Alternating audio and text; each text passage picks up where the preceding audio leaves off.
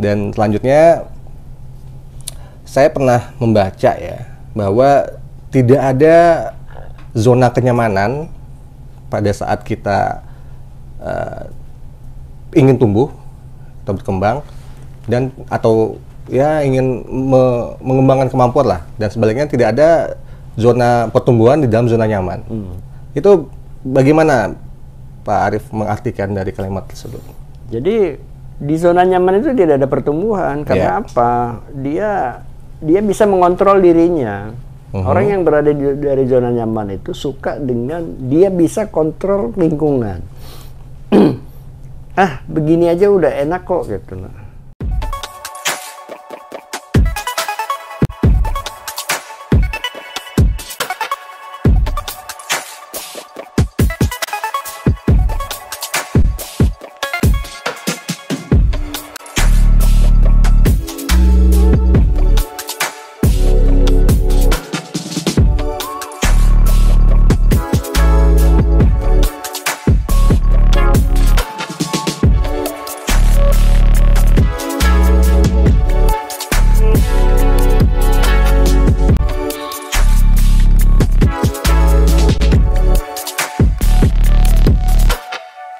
Assalamualaikum warahmatullahi wabarakatuh. Senang sekali saya Yudhistira Dipinto bisa kembali menyapa Anda semua dalam program Bincang Santai, podcastnya di Pengadilan Agama Muara Bulian.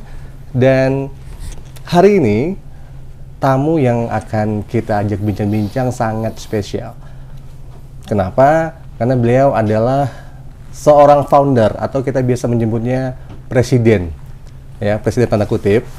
Adalah seorang pendiri dari sebuah komunitas, ya, berani keluar dari zona nyaman. Dan beliau juga adalah seorang sekretaris Badilak Mahkamah Agung Republik Indonesia. Beliau adalah Dr. Andes Arief Hidayat, SHMM. Selamat malam Bapak. Selamat malam. Apa kabar Pak? Sehat Pak ya? Alhamdulillah sehat. Alhamdulillah sehat. Dan sebelum kita memulai bincang-bincang santai kita pada malam hari ini, kami telah menyiapkan video profil beliau. Dan selamat menikmati.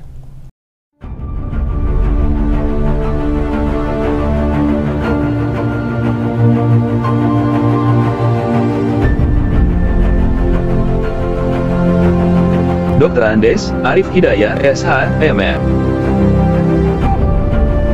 Kota Bumi Lampung, 1968. Visi: menjadikan hidup lebih bermakna dengan menyertakan Tuhan Yang Maha Kuasa. Misi: mengimplementasikan nilai dasar 4R, selalu memberi, menerima, mengingatkan, dan menguatkan. Jenjang karir: sejak tahun 1993 sampai sekarang, mengabdi sebagai ASN di lingkungan Mahkamah Agung Republik Indonesia. Pernah bertugas di wilayah Provinsi Lampung, Jawa Tengah, dan wilayah DKI Jakarta. Pengalaman organisasi: HMI, DPD KMPI Provinsi Lampung, DPD Granat, DPD KMA, PBS Provinsi Lampung, Permed Majalah Peradilan Agama Mahkamah Agung RI. Sejak tahun 1998, sudah mulai aktif menulis dan mengelola koran kampus. Karya buku sebagai berikut. 1. Sistem kerja lembaga peradilan. 2. Manajemen resiko lembaga peradilan. 3. Jangan terjebak di zona nyaman. 4. Hanya 54 km, Anda dapat mengubah dunia. Founder of BKDZTN. Sebuah gerakan, non-profit, untuk perubahan.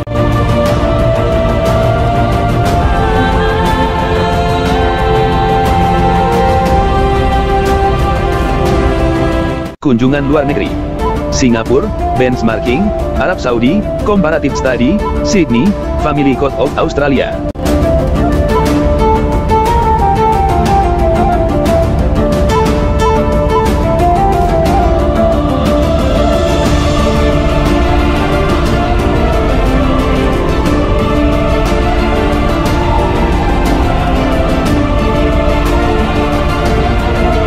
Kegiatan BKDZTN: donasi peduli sesama, hingga talk show bincang santai, bersama komunitas BKDZTN dari berbagai tempat di wilayah Indonesia.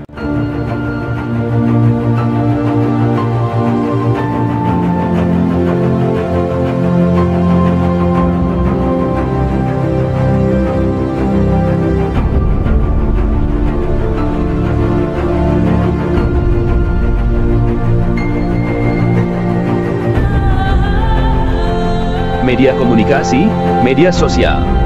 Facebook, @arif.hidayat.9404. Instagram, @arifhidayat.68.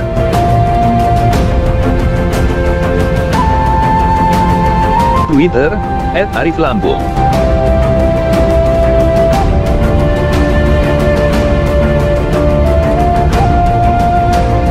Email, ahid86@gmail.com.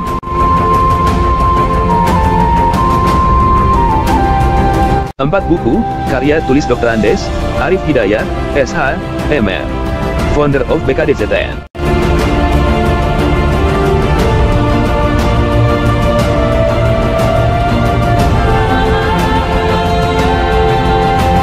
Salam 4F. Memberi, menerima, mengingatkan, dan menguatkan. Sekian dan terima kasih.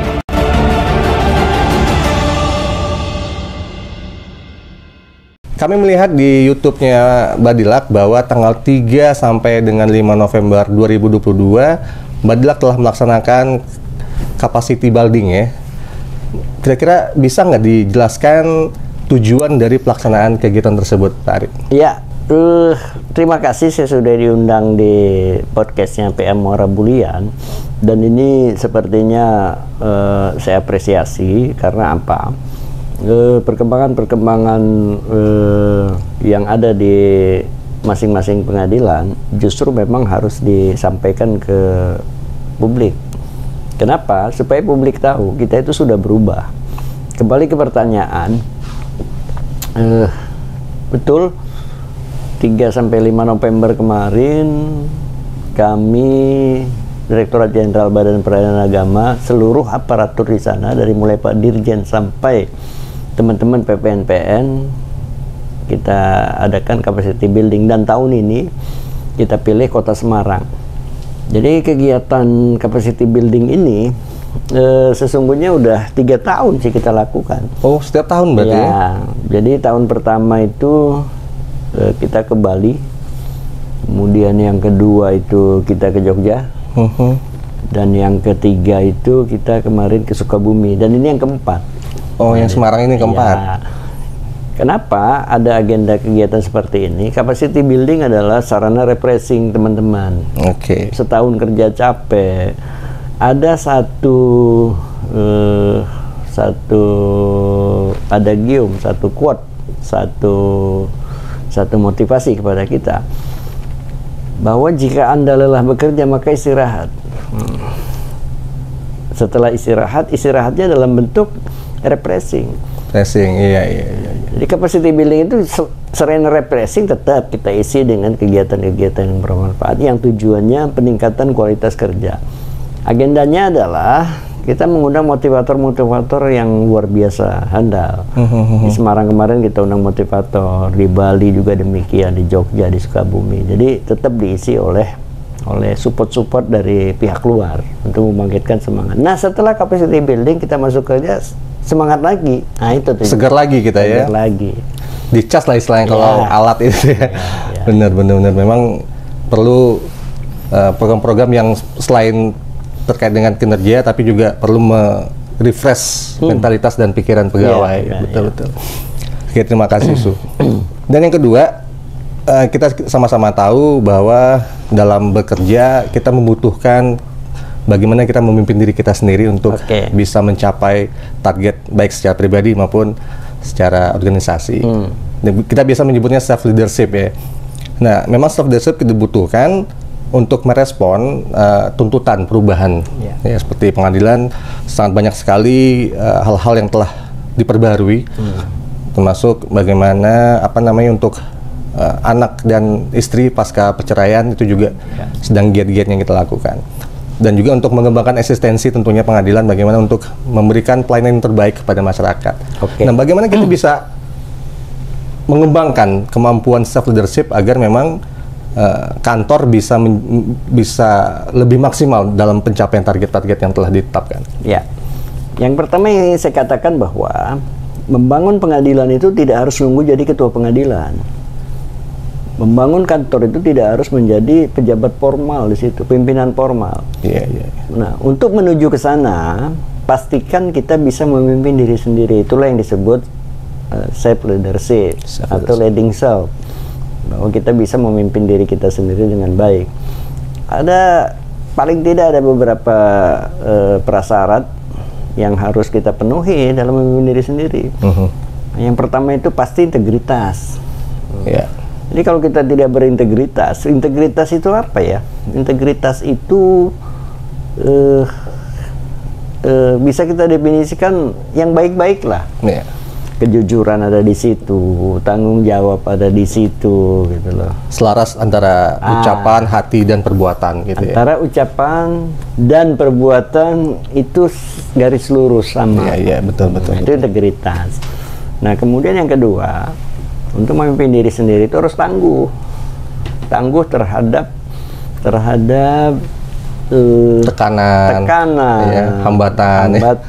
Jadi kalau sudah rapuh, ya repot memimpin orang banyak, memimpin diri sendiri aja nggak bisa gitu. Contoh konkretnya COVID. Kita dihadapkan dengan pandemi COVID yang tidak kelihatan, itu bisa merusak tatanan. Dan tidak dalam jangka waktu pendek, lama ya. Betul. Kalau kita tidak tangguh menghadapinya, habis kita. Ternyata kita tangguh. Banyak solusi yang bisa kita temui pada saat pandemi berlangsung. Dan kegiatan kita normal-normal saja. Betul. Bahkan cenderung meningkat juga. Betul. Jadi COVID, hambatan itu bukan menjadi kendala untuk maju. Iya. Nah, betul sekali memang. Yang ketiga, itu kita harus optimis. Jadi memimpin diri sendiri itu harus optimis. Ketika kita punya satu gagasan, pasti bisa saya. Tapi kalau kita pesimis, biasanya pesimis ini mengajak kita untuk dulu kan pernah dicoba nggak berhasil gitu. Ini udah mulai ada rasa membuat gampang putus asa pasti. Makanya kita harus optimis. Kalau saya punya gagasan, maka pasti jadi gitu. Persoalan nanti jadi atau enggak, ya kita ulang lagi. Benar.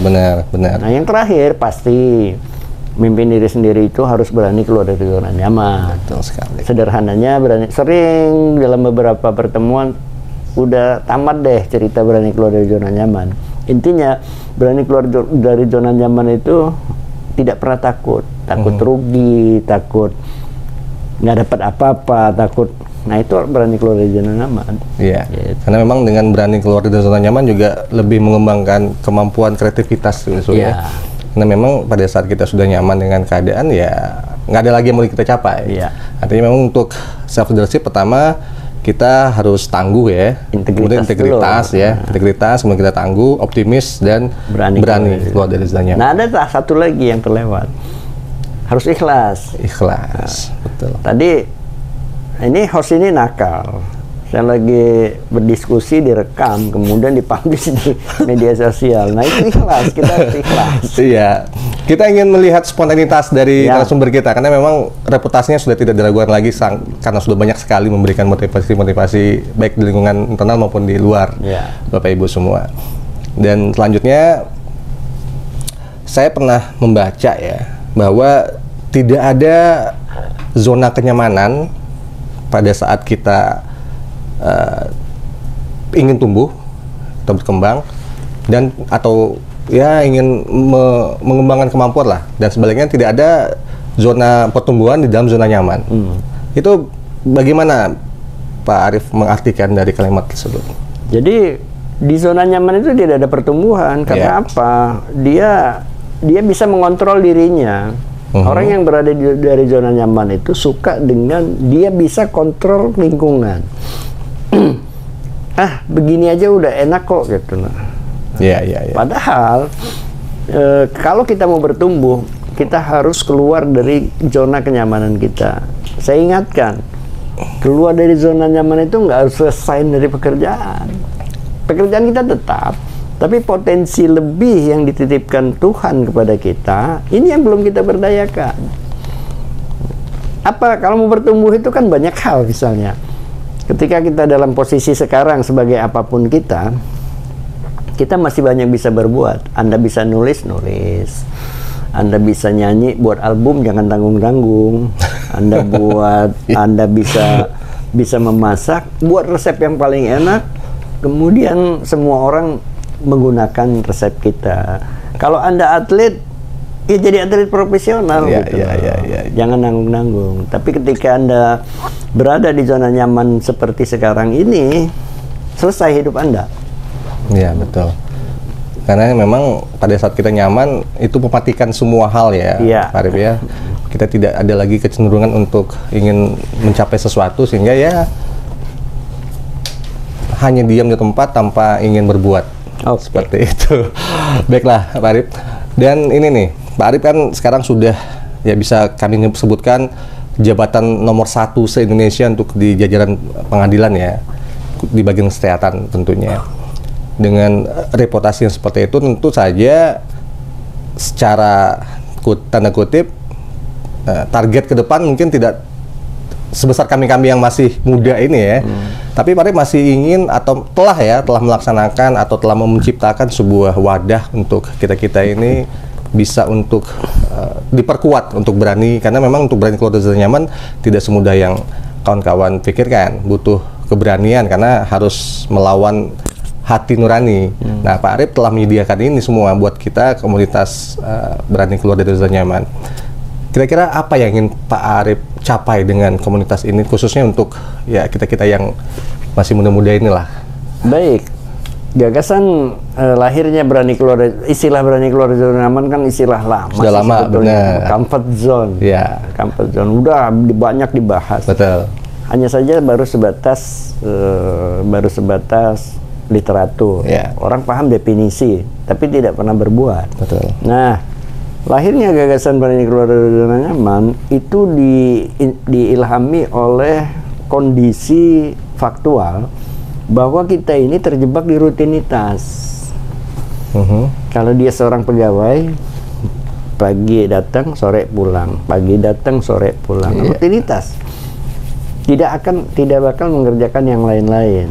Nah, berangkat dari situ, kalau begitu kita harus keluar dari zona rutinitas ini, dari kebiasaan-kebiasaan yang memang ya sudah nggak perlu lagi belajar. Oleh karenanya, apa harapannya dengan komunitas ini? Adanya perubahan. Perubahan pasti dari perubahan itu kan meningkat. Ya. Dari yang 1 menjadi 2 menjadi 3. Kalau kata pepatah Arab, mohon maaf, boleh dikoreksi, hadis atau apalah, hari ini harus lebih baik dari kemarin. Ya kan? Benar. Kemudian esok lebih baik dari sekarang. Oh, betul. Jadi harapannya seperti itu. Ada perubahan, ada peningkatan, ada hidup kita itu lebih bermakna gitu loh. Hidup kita ini dihadirkan Tuhan, dihadirkan Allah di muka bumi ini. Jangan lagi kita manusia yang sempurna seperti sekarang. Hadirnya semut aja pasti ada manfaat gitu. Iya, ada maknanya ya. Ada maknanya. Jadi kita supaya bermanfaat lah, supaya bermanfaat kepada sesama. Semuanya bisa merasakan kedamaian gitu. Harapan saya itu aja, bahwa hadirnya berani komunitas ini, yuk kita berubah sama-sama gitu. Maka BKDZN nggak bisa sendirian merubah ini. Sepakat sekali. Tanggung jawab semua orang. Ya, betul. Karena memang pada saat kita sendiri ya tidak ada tempat untuk saling menguatkan ya tentunya pasti. Makanya tagline-nya BKDZN itu saling memberi, menerima, mengingatkan dan menguatkan gitu ya Pak Arif ya. Nah, saya masih penasaran itu. Bagaimana Pak Arif bisa menemukan tagline yang sangat menyentuh dan membekas itu Pak Arif? Bisa nggak diceritakan? Jadi seiring berjalannya kegiatan-kegiatan yang ada di BKDZN menginspirasi, kita belum punya arah kemana, sehingga terfikirlah, ini harus ada arah. Maka kita punya cita-cita, punya visi ya, punya idealisme, bahwa berani keluar dari zona nyaman ini supaya hidup kita lebih bermakna. Catatannya harus menyertakan Allah, Tuhan yang Maha Kuasa. Itu catatannya di sini. Dalam setiap aktivitas kita ya. Dalam setiap aktivitas yang kita lakukan. Kenapa? Tugas kita berproses. Urusan hasil campur tangan Allah di situ. Benar. Nah, untuk menjalankan ini tadi harus saling memberi, menerima, mengingatkan, menguatkan. Dari mana kok bisa dapat ini? Supaya mudah mengingat aja sebenarnya. Tapi ternyata setelah didalami, oh iya ya, ternyata ini nilainya universal. Sangat universal.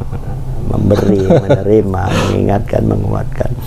Jadi tidak ada kajian mendalam. Nggak ada ya. Spontan saja. Karena memang setiap kata demi kata yang tersusun itu sangat memberikan arti yang berguna untuk kelompok atau tim lah ya. Dan ternyata promosi BKDZN, kampanye BKDZN ini masif. Ya. Tidak diprogram. Berjalan dengan sendirinya. Berjalan dengan sendirinya. Contoh, kita buat buat kaos misalnya. Itu kalau 12 model ada. Ya, warnanya. Dan itu tidak pernah kita kondisikan. Yuk buat ini enggak? Iya. Ada yang buat cindera mata gitu ya. Cindera mata segala macam. Ya. Dan ini teman-teman rajin mempublishnya. Sehingga apa?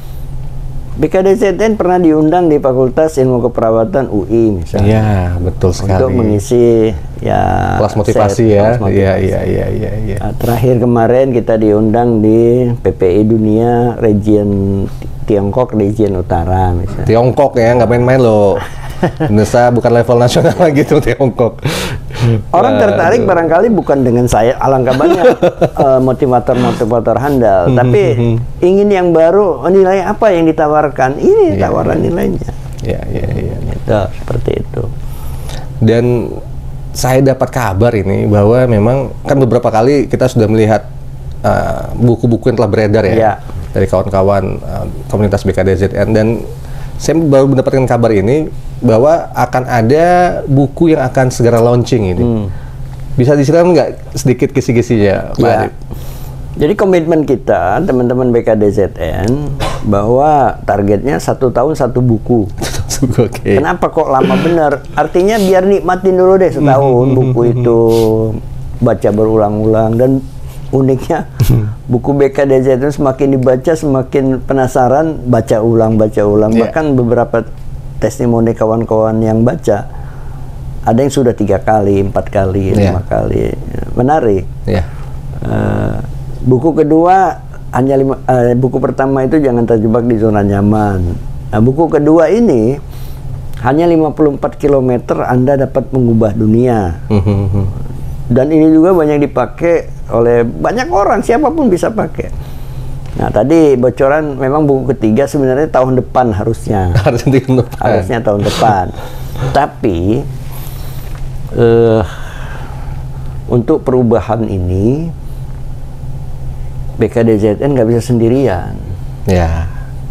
Penduduk dunia yang mungkin sekarang itu 7 miliar barangkali ya, nggak bisa BKDZN sendirian. Ternyata di luar sana banyak komunitas sama visinya sama kita untuk perubahan. Nah, kalau jalannya masing-masing nggak lama prosesnya. Maka ada satu komunitas yang visinya sama, itu teman-teman dari TML, Theocentric Motivation and Leadership. Nah, kebetulan foundernya memang berteman sama kita. Nah, sehingga timbul gagasan. Nah, dipercepatlah, harusnya 2 bulan lagi terbit buku, dipercepat kolaborasi buku. Jadi 2 komunitas yang mempunyai visi yang sama ya. Visi yang sama. Berkombinasi ya. Digabung kekuatan ini, jadilah mungkin 2 minggu ke depan udah bisa dinikmatin buku itu. Isinya lebih bervariasi lagi, karena memang banyak yang memberikan kontribusi dalam penulisan itu, Pak Arif ya. Dan terkait dengan buku tersebut, judulnya sudah ditemukan kira-kira Pak Arif? Udah, saya bocorin aja nih judulnya. Jadi judulnya itu Service to the Nation. Service to the Nation. Menghimpun yang terserak, mengikat yang terkumpul. Menarik nih judulnya. Wah, itu saya masih bertanya bagaimana bisa merangkai kata-kata seindah itulah ya. Merangkai yang terserak, menghimpun yang terkumpul gitu ya. Jadi kawan-kawan semua itu wajib untuk membeli dan membaca serta mengaplikasikannya. Karena saya sudah punya dua buku sebelum ini dan relate memang dengan kehidupan kita sehari-hari. Artinya si penulis menyampaikan memang dengan gayanya sendiri dan apa yang dirasakannya. Yeah. Seperti jadi tidak membosankan ataupun ya yang sifatnya normatif dan sebagainya. Jadi segera tunggu kehadiran buku tersebut dan nikmati. Dan kami berharap bahwa buku itu bisa menjadi sebuah awal perubahan bagi kawan-kawan semua. Setiap buku BKDZN ada garansi di situ. Ada garansi apa itu? Bukan garansi uang kembali? Bukan. Jadi garansi buku-buku BKDZN 2 buku sebelumnya dan ini buku ketiga. Setiap Anda membaca buku itu garansinya Anda bisa berubah menjadi lebih baik. Asik. Tuh pemirsa. Itu garansinya. Jangan ragu tuh, Anda akan berubah dengan membaca buku tersebut. Cuman perlu diketahui BKDZN tidak jualan buku. Karena apa? Komunitas ini sudah komitmen untuk gerakan moral non-profit. Ya. Dan tidak pernah ada iuran anggota BKDZN. Jadi nggak usah takut kalau mau masuk. Gitu kalau ya. Banyak yang tanya saya, Pak Arif, syarat masuk BKDZN itu apa? Iya. Syaratnya mau berubah. Ketika Anda mau berubah, Anda jadi ownernya BKDZN. Langsung jadi CEO-nya ya. CEO-nya. Jadi semua itu owner BKDZN ketika dia mempunyai syarat untuk berubah. Iya. Kenapa saya bilang tidak jualan buku? Buku itu dihargakan ongkos cetak. Kelebihan dari ongkos cetak itu kita donasikan lagi kepada teman-teman yang memang membutuhkan. Oke. Seperti penyapu jalan gitu ya. Penyapu jalan yang terdampak COVID, gitu ya. Tukang gerobak asongan, panti asuhan. Iya. Jadi donasi kemanusiaan. Artinya ketika Anda membayar buku ini, separuhnya donasi kemanusiaan kira-kira gitu. Dan pastinya pahala insya Allah ya didapat ya, itu Allah yang menentukan semua, paling tidak itu pasti ada kontribusi kita sebagai sama manusia ya pastinya ya. Oke pemirsa semuanya, memang untuk berani keluar dari zona nyaman selain tantangan juga ada kenikmatan di sana ya. Pada saat itu perubahan itu mulai terjadi, ada hal yang berubah. Dan itu pastinya setiap ada perubahan itu tentu saja menghadirkan hal-hal baru dalam hidup kita, sehingga kita tidak menonton ini. Nah terkait dengan ini Pak Arif, setiap khususnya pegawai pengadilan ya, karena saya sebagai pegawai di PA Muara Bulian, pada saat kita sudah memiliki rasa ingin berubah terkait dengan tupoksi atau kebiasaan-kebiasaan kita sehari-hari, tentu saja tim akan diuntungkan dengan itu, ya. Artinya tidak pernah ada Superman itu dibutuhkan dalam sebuah tim, karena kita mengharapkan super tim bukan Superman. Nah untuk bisa mengikat orang-orang yang tergabung menjadi tim itu bagaimana kuncinya Pak Arif? Ya, jadi manajemen modern adalah manajemen distribusi pekerjaan. Nah, jadi manajemen modern itu kata kuncinya adalah itu masuk dalam prinsip-prinsip manajemen. Prinsip-prinsip manajemen modern itu adalah distribusi pekerjaan. Kita sering istilah dengar manajemen tukang sate. Dia motong, dia nusuk dagingnya juga, dia bakar gitu. Bakar sendiri dia. Manajemen tukang cukur gitu. Itu nggak berlaku di manajemen modern. Iya. Prinsip manajemen adalah saya hebat ini bukan saya hebat. Kenapa? Kita hebat itu karena kita dikelilingi orang-orang hebat. Ya. Maka tugas kita menghebatkan orang-orang di sekitar kita. Ya. Jadi konsepnya betul, tidak ada Superman di kantor itu. Kalau nggak saya, nggak jadi. Emang kalau nggak ada kamu, apa? Gitu. Betul. Orang lain banyak gitu. Betul. Jadi jangan sekali-kali Anda mengklaim bahwa kalau nggak saya nggak jadi, nggak bisa. Jadi prinsip-prinsip mendeklar bahwa ini kerjaan saya itu nggak berlaku di saat sekarang. Bagaimana caranya? Caranya adalah distribusi pekerjaan. Kita kan sering menganggap remeh orang. Pasti nggak bisa deh, sehingga padahal kalau kita kasih, dia akan coba deh segera kasih kepercayaan sehingga dia bisa melaksanakan. Orang dia belum pernah melaksanakan, kok kita ragu-ragu. Ya, betul sekali. Jadi, bahkan kadang gini, pada saat kita memberikan pekerjaan, pertama kita ragu dengan kemampuan dia.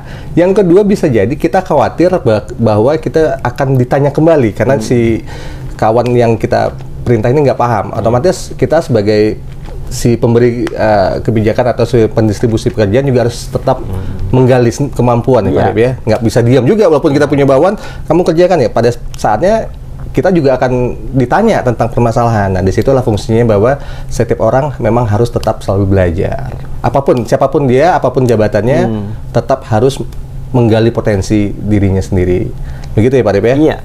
Dan jujur bahwa memang dalam seperti kondisi saat ini yang banyak tuntutan di pekerjaan, tim sangat dibutuhkan. Tidak ada lagi Superman bahwa semuanya itu semuanya saya. Itu yang bahaya memang, kata-kata yang seperti itu bisa menjebak diri kita sendiri dalam tatanan pergaulan di kantor pastinya, seperti itu Pak Arif ya. Oke, baiklah pemirsa, terakhir ya, pertanyaan terakhir ini. Sejak Pak Arif menjadi Sesdijen Nyobadilak ya, itu nggak pernah ke Jambi. Terakhir ke Jambi itu tahun 2018 dan itu pun masih sebagai sekretaris PT Lampung kalau saya nggak salah ya, yang Pak Arif sampai 12 hari bulan puasa touring di Jambi.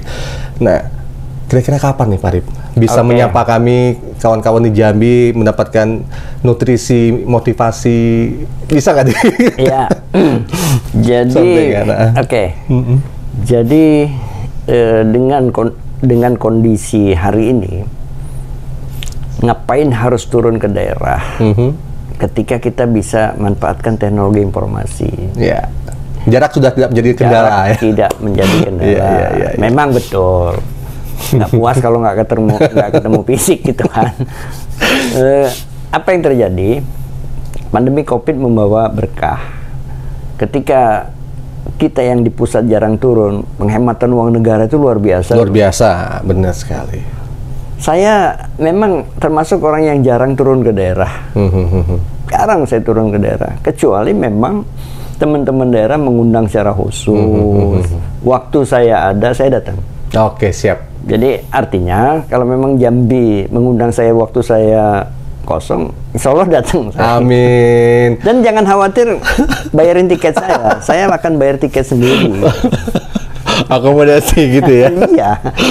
Aduh, memang saat ini dibutuhkan pejabat yang pada prinsipnya mempunyai sebuah kebijakan dan kekuatan, tapi tidak mengharapkan itu semua.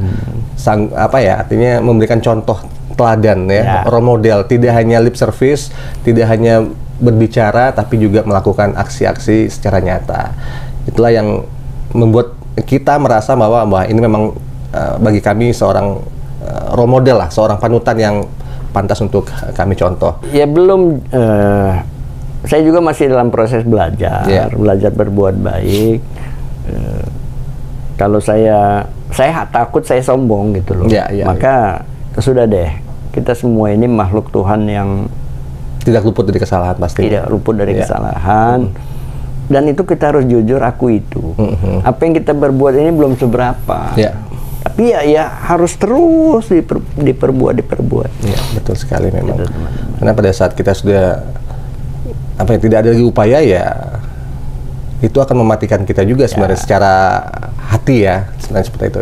Jadi sekecil apapun upaya dan usaha dari kawan-kawan, yakinlah bahwa itu akan memberikan hasil yang terbaik, bukan saja buat diri kita sendiri, tapi juga orang-orang tercinta di sekeliling kita. Begitu deh.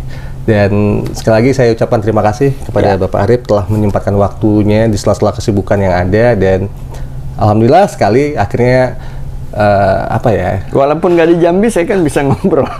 Iya, hal ini sudah sangat amat lama kami harapkan bisa berbincang secara langsung melalui media ini, dan semoga ini menjadikan motivasi khususnya buat kawan-kawan di Pengadilan Agama Borobulian bahwa kita tidak sendiri untuk melakukan perubahan. Banyak kawan-kawan di sana, di luar sana yang memiliki visi yang sama dengan kita. Karena itu, ayo sama-sama kita melakukan perubahan. Sekecil apapun itu pasti akan bermanfaat, begitu ya. Demikian bincang santai kita pada hari ini. Saya ucapkan terima kasih atas perhatian kawan-kawan semua. Dan jangan lupa like, comment, and subscribe.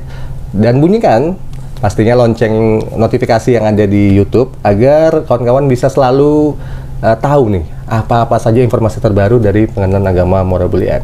Dan selain program podcast ini, kita juga punya program liputan kegiatan, Pak. Oke. Liputan kegiatan Pengadilan Agama Muara Bulian selama 1 bulan penuh. Itu kita kompilasi dan akan kita tayangkan juga untuk setiap bulannya. Sehingga masyarakat bisa melihat apa-apa saja kegiatan-kegiatan PA Muara Bulian di setiap bulannya. Demikian Bapak Ibu semua, kawan-kawan semua, saya ucapkan terima kasih sekali lagi. Wassalamualaikum warahmatullahi wabarakatuh. Waalaikumsalam.